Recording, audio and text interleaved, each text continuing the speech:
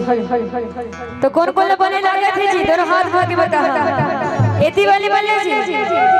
झाड़ लगे थे कि बने लगे थे? अब एती वाली बने जी, अब एती की मन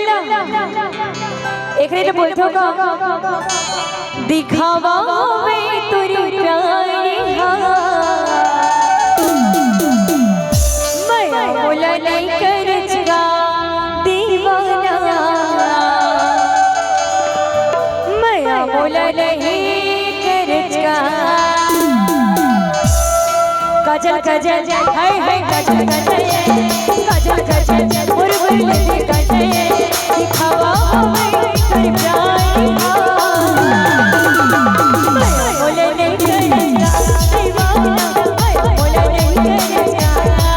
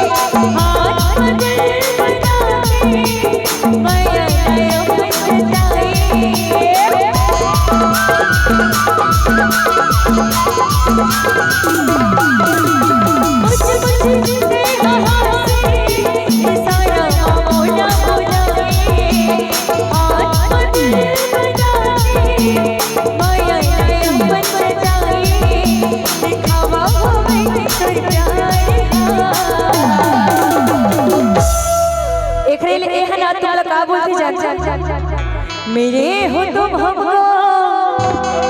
बड़े नसीबों से चुराया है मैंने किस्मत के लकीरों से तेरी मोहब्बत से सांसें मिली है सदा रहना दिल में करीबों के